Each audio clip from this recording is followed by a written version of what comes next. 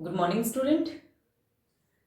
Thermochemistry आज की class में हम लॉज ऑफ थर्मोकेमिस्ट्री के बारे में पढ़ेंगे, यानी थर्मोकेमिस्ट्री के नियमों के बारे में पढ़ेंगे। देखिए, लास्ट क्लास में हमने वेरियस टाइप के एंथैल्पी रेंज देखे थे, यानी कि heat of neutralization, heat of ionization, heat of hydration, या फिर कहूँ हीट ऑफ सब्लिमेशन, इस तरह से।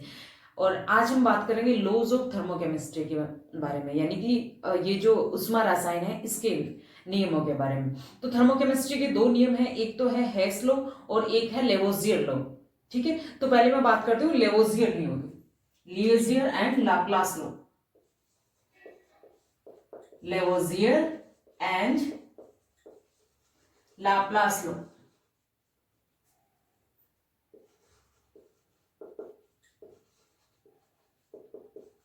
लेवोजियर या लाप्लास लॉ क्या है? देखिए, ये जो हेस लॉ और लेवेजियर लॉ और जो हेस लॉ था, ये दोनों ही एनर्जी कंजर्वेशन लॉ पर बेस्ड है, यानी दोनों ही क्या है, एनर्जी कंजर्वेशन लॉ पर बेस्ड है। तो पहले मैं बात करूं लेवोजियर लॉ की या लेवोजियर एंड लाप्लास लॉ की। तो लेवोजियर लॉ क्या था? लेवोजियर लॉ ये था कि किसी भी रासायनिक प्रोसेस के दौरान, यानी कोई भी केमिकल प्रोसेस हो रहा है, उसमें जो भी एंथैल्पी चेंज होगा उसके रिवर्स प्रोसेस में वो ही एंथैल्पी चेंज होगा, ओनली साइन चेंज हो जाएगा। मेरा कहने का मतलब है कि यदि किसी केमिकल प्रोसेस में हीट का अब्जॉर्प्शन या इमिशन हो रहा है तो विपरीत प्रोसेस में इमिशन या अब्जॉर्प्शन होगा। फॉर एग्जाम्पल, जैसे कोई ए प्लस बी रिएक्टेंट है, उससे सी प्लस डी बन रहा है, तो इस दौरान होने वाला एंथैल्पी चेंज जो है वो del H plus X kilo joule है।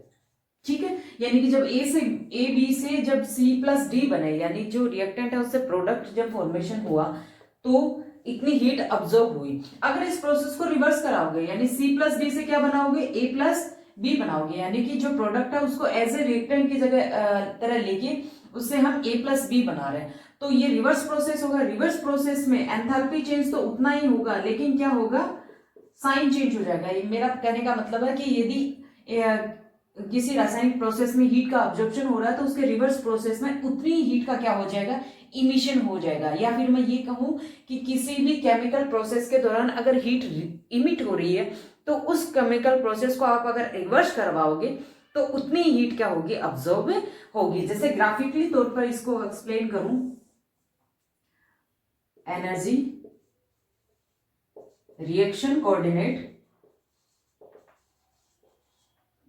जैसे मैंने ये एग्जांपल लिया, ये एक्सोथर्मिक रिएक्शन का एग्जांपल है वैसे तो, रिएक्टेंट प्रोडक्ट, यानी जब रिएक्टेंट से प्रोडक्ट का फॉर्मेशन हुआ तो इतनी हीट क्या हुई, रिलीज हुई। अगर आप इस रिएक्शन को रिवर्स कराओगे तो रिवर्स करवाओगे तो ये प्रोडक्ट की जगह क्या आ जाएगा, रिएक्टेंट, और रिएक्टेंट की जगह क्या आ जाएगा, प्रोडक्ट। यानी इस रिएक्शन को रिवर्स जब कराओगे तो इतनी हीट क्या हो जाएगी, अब्जॉर्ब हो जाएगी। ठीक है, यानी जितनी हीट इमिट हुई उतनी की उतनी हीट क्या हो गई, अब्जॉर्ब हो गई। तो लेवाजियर लॉ क्या कहता है, लेवाजियर या लैप्लास लॉ ये कहता है कि किसी भी रासायनिक प्रोसेस के दौरान होने वाला जो भी उष्मा परिवर्तन है, रिवर्स प्रोसेस में उतना ही उष्मा परिवर्तन होगा, ओनली साइन चेंज हो जाता है, जो चिन्ह है वो विपरीत हो जाता है। या फिर मैं ये कहूं कि किसी भी केमिकल प्रोसेस के दौरान उत्सर्जित होने वाली उत्सर्जित या अवशोषित उष्मा रिवर्स प्रोसेस में अवशोषित या उत्सर्जित उष्मा के बराबर होगी।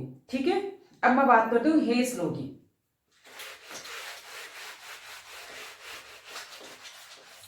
थर्मोकेमिस्ट्री का सेकंड लॉ है हेस लॉ। काफी इंपॉर्टेंट है, ये बहुत बार एग्जाम में आता है।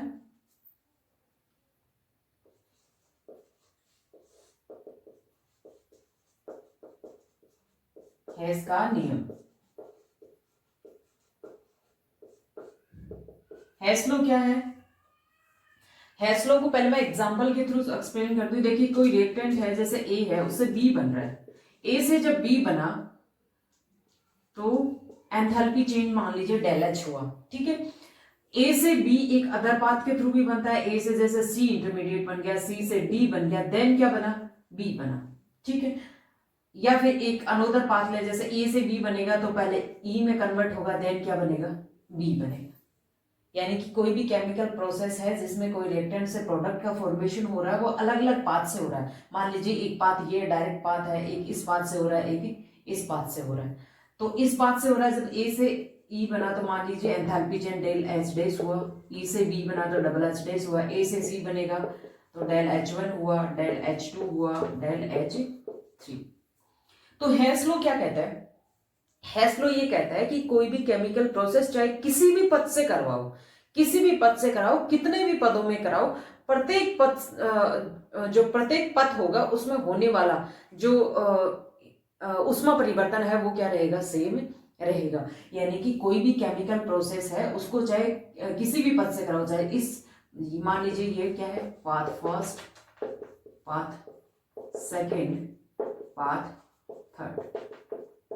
यानी कि कोई भी केमिकल प्रोसेस है उसको आप किसी भी पाथ से कराओ, चाहे इस पाथ से करा रहे हो, इस पाथ से करा रहे हो, इस पाथ से करा रहे हो, कितने भी स्टेप्स में कराओ, लेकिन प्रत्येक पाथ में होने वाला ऊष्मा परिवर्तन क्या होगा? समान होगा। ये कौन कहता है? हेस लॉ कहता है। यानी हेस लॉ के अकॉर्डिंग मैं ये कहूं कि डेल एच इक्वल टू क्या होगा? Del H dash plus del h double dash equal होगा del h one plus del h two plus del h three. ठीक है, यानी कि जो एंथैल्पी चेंज है वो अपन जानते हैं, वैसे स्टेट फंक्शन है, ओनली इनिशियल और फाइनल स्टेट पे डिपेंड करता है, पाथ पे डिपेंड ही नहीं करता। ठीक है, यानी कि कितने स्टेप्स में करा रहे हो इस बात पे डिपेंड नहीं करता, वो तो ओनली फाइनल और इनिशियल स्टेट पे ही डिपेंड करता है। ठीक है, तो ये था हेस लॉ। यानी हेस लॉ क्या कहता है? हेस लॉ ये कहता है कि किसी भी रासायनिक प्रोसेस को किसी भी पाथ से कितने भी पदों में संपन्न करवाया जाए, प्रत्येक पथ में होने वाला रासायनिक परिवर्तन, या फिर मैं ये कहूं प्रत्येक पथ में होने वाला जो ऊष्मा परिवर्तन है वो क्या रहेगा? समान रहेगा। इस तरह से हेस लॉ क्या है? एक तरह से एनर्जी कंजर्वेशन लॉ पर बेस्ड है। अब मैं बात करूं एप्लीकेशन ऑफ हेस लॉ के, यानी ये जो हेस लॉ है इसके क्या क्या एप्लीकेशन है।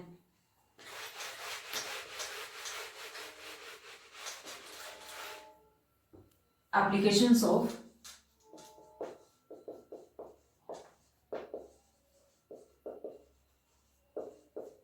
हेस लॉ।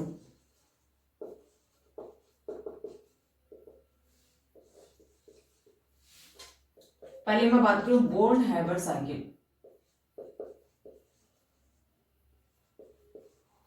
ये हमने पहले भी पढ़ा छोटी क्लासों में। ठीक है, तो ये बोर्न हैबर साइकिल जो अपन पढ़ते आ रहे थे क्लासों में, जो पिछली क्लासों में हम काफी पढ़ा है बोर्न हैबर साइकिल, तो ये क्या है? हेस लॉ पे बेस्ड है। ठीक है, बोर्न हैबर साइकिल क्या है? बोर्न हैबर साइकिल जो है वो हेस लॉ पर बेस्ड है, और बोर्न हैबर साइकिल की हेल्प से हम किसी भी आयनिक कंपाउंड की लैटिस एनर्जी, या फिर मैं ये कहूं स्पेशली जो नॉन मेटल्स है यानी जो अधातु है उनकी इलेक्ट्रॉन एफिनिटी ज्ञात करते हैं। कैसे? जैसे फॉर एग्जाम्पल NaCl का फॉर्मेशन है, example formation of NaCl, formation of NaCl, ये कॉमन एग्जाम्पल है जो हम पढ़ते आ रहे हैं। जैसे NaCl का फॉर्मेशन है, NaCl का फॉर्मेशन जो होगा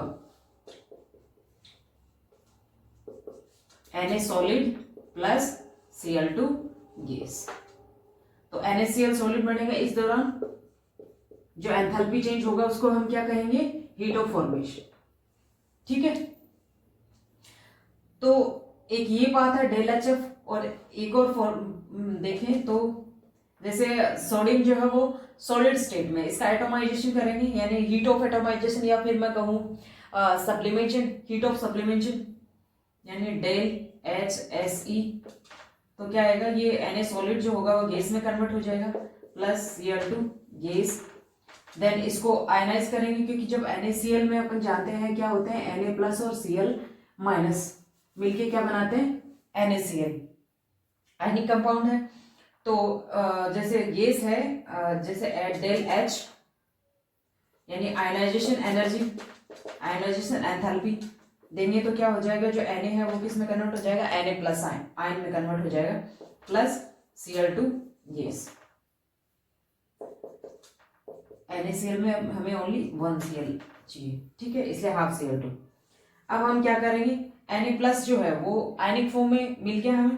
अब Cl2 है, Cl2 की डिसोसिएशन करेंगे तो डिसोसिएशन एनर्जी कितनी हो जाएगी? हाफ हो जाएगी, क्योंकि हमें Cl एक ही चाहिए, हाफ Cl2, इसलिए डिसोसिएशन एनर्जी भी क्या हो गई? हाफ हो गई। क्या बनेगा? Na plus plus Cl। ठीक है। अब इलेक्ट्रॉन एफिनिटी, इलेक्ट्रॉन एफिनिटी का क्या मतलब हुआ? इलेक्ट्रॉन एफिनिटी का मतलब होता है किसी भी गैसेस विलगित गैसीय परमाणु में, जो विलगित गैसीय परमाणु है, विलगित गैसीय परमाणु के बाह्यतम कोश में एक इलेक्ट्रॉन जोड़ने पर जो भी एनर्जी रिलीज होती है उसे हम क्या कहते हैं? इलेक्ट्रॉन एफिनिटी कहते हैं। ठीक है, इलेक्ट्रॉन एफिनिटी। अब क्या बनेगा? NaCl, इसे क्या कहेंगे? Lattice energy. ठीक है, तो देखिए Na और Cl2 से डायरेक्टली NaCl का फॉर्मेशन जिसे हम क्या कहते हैं? Heat of formation. ठीक है, यानी कि एक मोल कंपाउंड जब अपने अवयवी तत्वों से मूलभूत अवस्था में संयोग करके एक मोल कंपाउंड का फॉर्मेशन होता है, यानी एक मोल कंपाउंड जब अपने अवयवी तत्वों से मिलकर बनता है तो जो हीट ऑफ रिएक्शन है या फिर मैं कहूँ जो भी ऊष्मा परिवर्तन है उसे हम क्या कहते हैं? हीट ऑफ फॉर्मेशन कहते हैं। ये हीट ऑफ फॉर्मेशन का मान इसके इक्वल होगा, क्योंकि हेस लॉ क्या कहता है? किसी भी प्रोसेस को आप किसी भी पाथ से करवाओ, प्रत्येक पाथ में होने वाला ऊष्मा परिवर्तन क्या होगा? सेम होगा। यानी इस रिएक्शन को आप इस पाथ से कराओ या फिर इस पाथ से कराओ, ऊष्मा परिवर्तन क्या होगा? सेम होगा। यानी मैं कह सकती हूं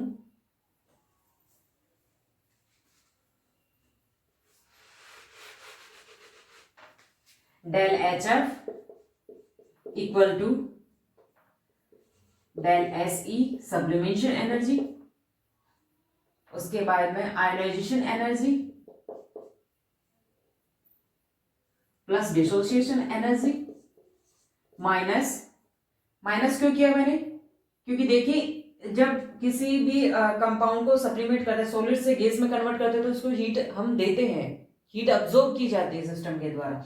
और जब किसी भी कंपाउंड से किसी भी विलगित गैसीय परमाणु से इलेक्ट्रॉन निकालेंगे, यानी कि आयोनाइजेशन एनर्जी की बात करूं, तो भी हम क्या करेंगे? इसको एनर्जी देंगे। इसी तरह से किसी भी एटम मॉलिक्यूल को आप डिसोसिएट करोगे तो भी हमें एनर्जी देनी होगी, इसलिए मैंने तीनों को पॉजिटिव में लिखा है। इलेक्ट्रॉन एफिनिटी, अभी मैंने बताया था कि विलगित गैसीय परमाणु में बाह्यतम कोश में इलेक्ट्रॉन जोड़ेंगे तो एनर्जी क्या होगी? रिलीज होगी, इसलिए मैंने इलेक्ट्रॉन एफिनिटी को किस में लिखा है? नेगेटिव में। इसी तरह से जब लैटिस का फॉर्मेशन होगा तो एनर्जी रिलीज होगी, इसलिए लैटिस एनर्जी भी क्या आएगी? नेगेटिव आएगी। ठीक है, तो अगर हमें इसका हीट ऑफ फॉर्मेशन पता है, लैटिस एनर्जी पता है, ये तो इजीली याद की जाती है, जैसे डिसोसिएशन एनर्जी है या आयोनाइजेशन एनर्जी या फिर मैं कहूँ सब्लिमेशन एनर्जी, इनको हम आसानी से ज्ञात कर सकते हैं, लेकिन इलेक्ट्रॉन एफिनिटी को नहीं ज्ञात कर सकते। तो बोर्न हैबर साइकिल का स्पेशली यूज किसके लिए होता है? जो नॉन मेटल्स हैं, जो अधातु हैं, उनकी इलेक्ट्रॉन एफिनिटी ज्ञात की जाती है इन एनर्जीज की हेल्प से। इस तरह से ये जो बोर्न हैबर साइकिल है वो किस पे बेस्ड है? हेस लॉ पर बेस्ड है। ठीक है, सेकेंड एप्लीकेशन अगर हम देखें हेस लॉ का,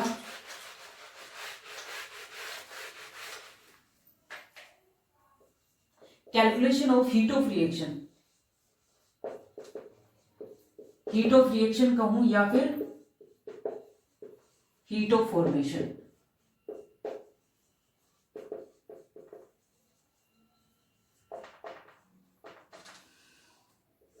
देखिए कई कंपाउंड होते हैं जिनकी हम डायरेक्टली हीट ऑफ फॉर्मेशन ज्ञात नहीं कर सकते। ठीक है, यानी कि किसी भी कंपाउंड का अगर हम फॉर्मेशन कर रहे हैं उनके अवयवी तत्वों से, तो हम डायरेक्टली उस रिएक्शन के दौरान होने वाला जो ऊष्मा परिवर्तन है वो ज्ञात नहीं कर सकते। क्यों नहीं ज्ञात कर सकते? वो इसलिए ज्ञात नहीं कर सकते क्योंकि हो सकता है जिन अवयवी तत्वों से वो बन रहा है वो अवयवी तत्व अपनी जो मूलभूत अवस्था है उसमें रिएक्शन ही ना करे। ठीक है, या फिर ये हो सकता है कि वो लेबोरेटरी में हम वो कंडीशन ही अप्लाई नहीं कर सके कि वो मूलभूत तत्वों से जैसे उस कंपाउंड का फॉर्मेशन होगा तो कितना एंथैल्पी चेंज हो, ये हम ज्ञात नहीं कर पाए। तो ऐसी सिचुएशन में हम क्या करते हैं? इनडायरेक्टली रूप से उस कंपाउंड का हीट ऑफ फॉर्मेशन या फिर कहें हीट ऑफ रिएक्शन का मान ज्ञात करते हैं। फॉर एग्जाम्पल जैसे मैं बात करूं CS2 की, example formation of CS2 carbon disulphide. जैसे अपने को जो CS2 के फॉर्मेशन की हीट ऑफ रिएक्शन याद करनी है, हीट ऑफ फॉर्मेशन या फिर कहूं heat of formation of CS2, इसका हमें कैलकुलेशन करना है। तो कैसे ज्ञात कर सकते हैं? देखिए ये जो हम ज्ञात कर सकते हैं, जैसे अपने को मिल जाए कंबल्शन एनर्जी ऑफ कार्बन मान लीजिए माइनस एक्स है। इसी तरह से कंबल्शन energy of heat of कंबल्शन sulphur का मिल जाए माइनस एक्स किलो जूल है। इसी तरह से जैसे CS2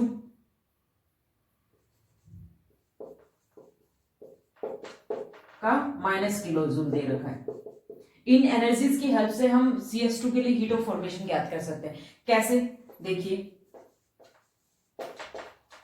बात किसी की चल रही heat of formation. Heat of formation का क्या मतलब हुआ, CS2 का फॉर्मेशन होगा किससे होगा, इसके अवयवी तत्वों से होगा। Carbon solid plus 2s solid से क्या बन गया, CS2। इस दौरान मान लीजिए जो एंथैल्पी चेंज हुआ डेल H इजिकल टू हुआ x किलो जूल। जो भी है प्लस माइनस उसकी हम बात नहीं कर रहे, मैं ये मान रही हूँ कि इस दौरान एंथैल्पी चेंज इतना हुआ, हीट रिलीज हुई है, ऑब्जर्व हुई, वो अपने अकॉर्डिंग देख लीजिएगा, ठीक है। तो x kilo joule enthalpy change हुआ। हमें क्या दे रखा है, कार्बन की कंबल्शन एनर्जी दे रखी है, carbon plus O2 CO2 del H मान लीजिए कितना हुआ y किलो जूल। इसी तरह से हमें क्या दे रखा है, सल्फर जो है उसकी कंबल्शन एनर्जी दे रखी है SO2 del H Z kilo joule, ठीक है। देखिए ये तो हमें ज्ञात करनी है। बाकी हमें क्या दे रखा है, इसकी कंबल्शन एनर्जी और CS2 की कंबल्शन एनर्जी, CS2 O2 कार्बन 1 है इसलिए CO2 और सल्फर 2 है इसलिए 2SO2। ऑक्सीजन देखिए 2 4 और 2 6 यानी 3O2, ठीक है। यानी ऑक्सीजन को बैलेंस हम किस साइड से करेंगे, प्रोडक्ट की साइड में जो ऑक्सीजन के टोटल एटम है उनको काउंट करेंगे, उस हिसाब से रिएक्टेंट की साइड में उसको बैलेंस करेंगे। तो इस दौरान होने वाला एंथैल्पी चेंज मान लीजिए ये x है, ये y है और ये क्या है z किलो जूल है, ठीक है। ज्ञात हमें क्या करना है, ये ज्ञात करना है, यानी हीट ऑफ फॉर्मेशन हमें ज्ञात करनी है कंबल्शन एनर्जीज की हेल्प से, ठीक है। यानी कार्बन सल्फर और CS2 की कंबल्शन एनर्जी की हेल्प से हमें ये जो CS2 है इसकी हीट ऑफ फॉर्मेशन ज्ञात करनी है।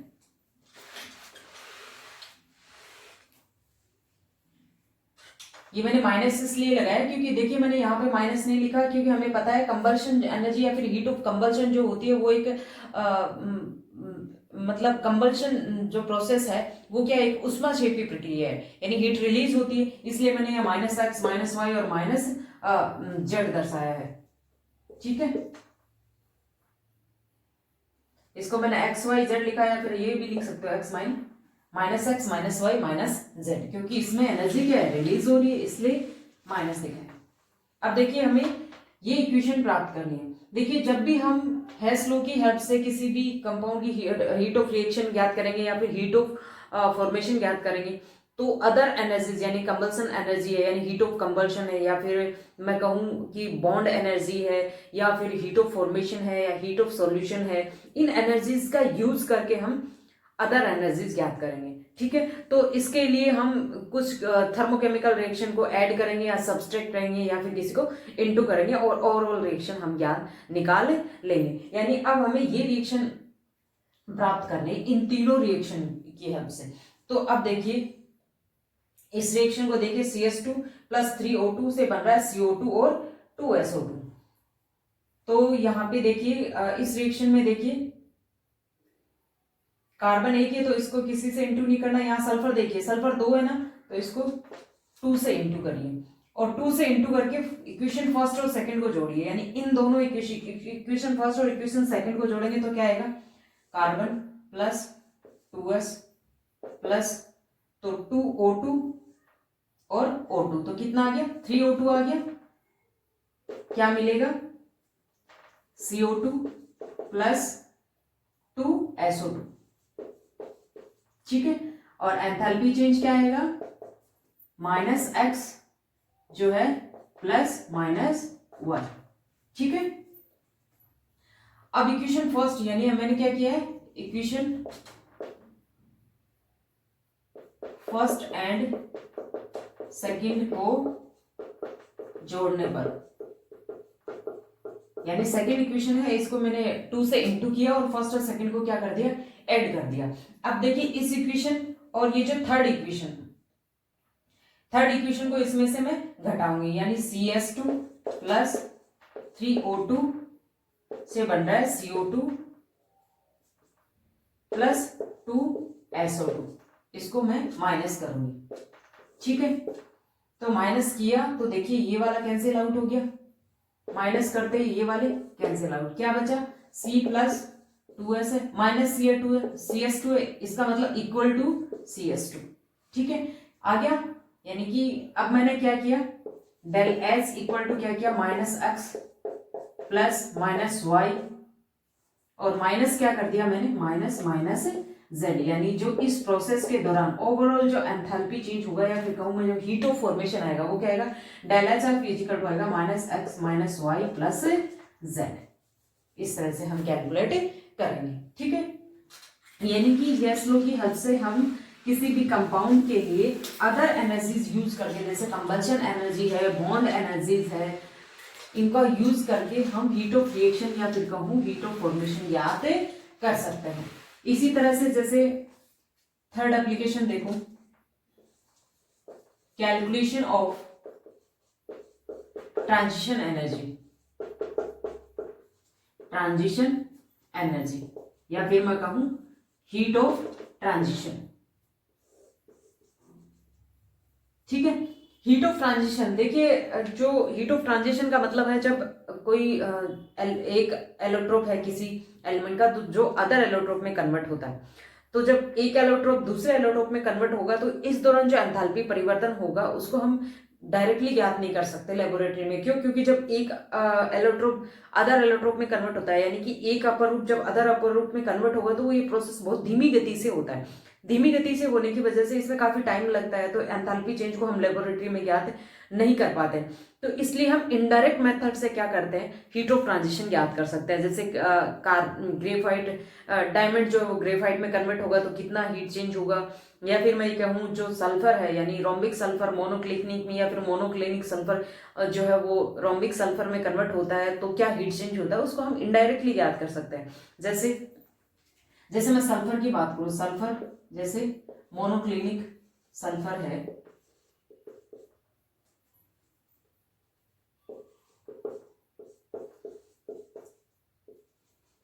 रोम्बिक सल्फर में कन्वर्ट होता है, तो इस दौरान जो एंथैल्पी परिवर्तन होता है उसे हम क्या कहते हैं, हीट ऑफ ट्रांजिशन कहते हैं। इसको हम डायरेक्टली ज्ञात ना करके हम इनडायरेक्टली ज्ञात कर सकते हैं। कैसे? जैसे कंबल्शन एनर्जी का यूज करके, जैसे कि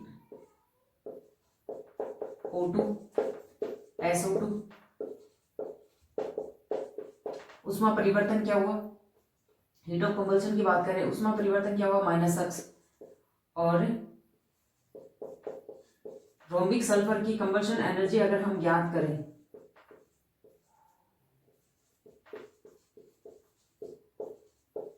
तो मान लीजिए माइनस वाई किलो जूल आ गई। अब देखिए हमें ट्रांजिशन एनर्जी या फिर हीट ऑफ ट्रांजिशन ज्ञात करना है। हीट ऑफ ट्रांजिशन ज्ञात करने के लिए देखिए इस दोनों इक्वेशन को देखिए। अब देखिए इक्वेशन फर्स्ट में, ये जो इक्वेशन फर्स्ट है और ये इक्वेशन सेकंड है, इक्वेशन फर्स्ट में से इक्वेशन सेकंड घटाऊंगी, कैंसिल आउट, एस मोनोक्लिनिक से बन गया, ये माइनस है इसलिए इधर आ गया रोम्बिक। तो एंथैल्पी परिवर्तन जो भी हुआ वो क्या आएगा, माइनस एक्स माइनस वाई, यानी क्या आ गया, minus X plus Y kilo joule. इस तरह से हम ज्ञात करते हैं। ठीक है, इसी तरह से हम कार्बन की बात करें, जैसे कार्बन डायमंड है वो कन्वर्ट होता है कार्बन ग्रेफाइट, तो जो एंथैल्पी चेंज होगा, ठीक है, जो एंथैल्पी चेंज होगा वो हम किसकी हेल्प से ज्ञात कर सकते हैं, इन दोनों की कंबल्शन एनर्जी की हेल्प से ज्ञात कर सकते हैं। ठीक है, यानी इनडायरेक्टली रूप से हम हेस लॉ की सहायता से हम जितने भी कोई भी केमिकल रिएक्शन के दौरान जो भी एंथैल्पी चेंज होता है, वो हीट ऑफ रिएक्शन हो चाहे हीट ऑफ हाइड्रेशन हो या हीट ऑफ ट्रांजिशन हो, इनको हम इनडायरेक्टली भी ज्ञात कर सकते हैं, क्योंकि हेस लॉ क्या कहता है कि किसी भी प्रोसेस को चाहे कितने ही पथों में करवाओ, कितने भी स्टेप्स में कराओ, प्रत्येक पथ के दौरान होने वाला जो उष्मा परिवर्तन होगा वो क्या होगा, नियत रहेगा। ठीक है, यानी कि जो एनर्जी चेंज है वो एनर्जी चेंज जो है वो उसके पाथ पे डिपेंड नहीं करता, स्टेप्स पे डिपेंड नहीं करता है। ठीक है, नेक्स्ट मैं बात करती हूँ कैलकुलेशन ऑफ हाइड्रेशन एनर्जी या heat of hydration. Calculation of heat of hydration.